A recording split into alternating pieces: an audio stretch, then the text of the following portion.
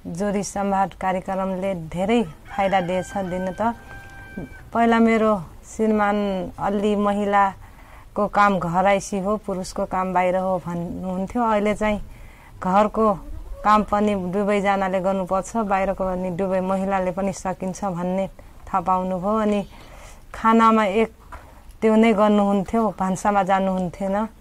अहिले चाहिँ विभिन्न नेपाल जोडी सम्वादले मेरो श्रीमानलाई खाना पकाउनमा त्यो सिकाइदिनु भएको छ।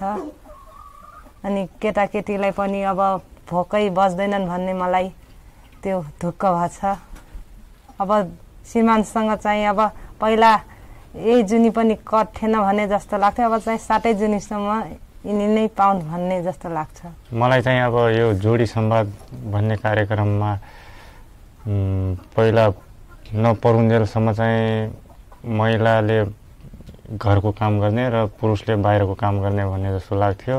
बुढीले यताउता जाँदाखेरि पनि मलाई भन्ने गर्थे के अब के भन्छन् कहाँ जान लागेको के गर्न लागेको भनेर नसोधिकन हिँडिहाल्थेँ म। अनि बुढीले पनि रिसाउनुहुन्थ्यो। त्यो जोडी सम्वाद पढ्दाखेरि चाहिँ अब चाहिँ यो लैङ्गिक हिंसा भन्ने बारेमा के गर्दा कस्तो हुन्छ र कस्तो गर्दा कस्तो हुन्छ भन्ने धारणाले म बुझिसकेको छु। घरैसी काममा चाहिँ अब बुढीको काम गर्न गएपछि अलि ढिलो भएपछि खाना पकाउँछु। अनि यो घरको अलि साफसफाइ देखेन भने त्यो काम पनि गर्छु। पहिला गर्नुहुन्थ्यो कि नै? पहिला गर्थेन। अब घर जस्तो भयो त्यस्तो भइहाल्यो भने बस छोडेर हिँड्थेँ। अब चाहिँ त्यो साफसफाइको काम पनि गर्छु। अनि कहिलेकाहीँ बुढीसँगै त्यही नलगैमा भए पनि अब बुढी खाना बनाउनु लाग्छ भने केही सामान पुगेको छैन भने भाँडासाँडा धोएर पनि पुगाउने काम पनि गर्छु। पहिला गर्नुहुन्थ्यो कि भन्दाखेरि? पहिला त गर्थेन। म भन्दाखेरि रिसाउनुहुन्थ्यो?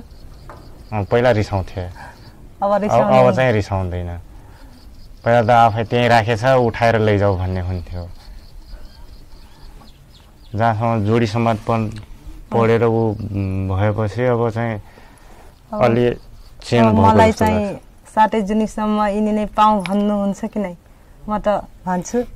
मलाई पनि अब त्यस्तै भन्ने जस्तो लाग्न त। अब त्यसो भए सरको अलि मन छैन होइन सर? मलाई चाहिँ लास्टै भएछ नै छ।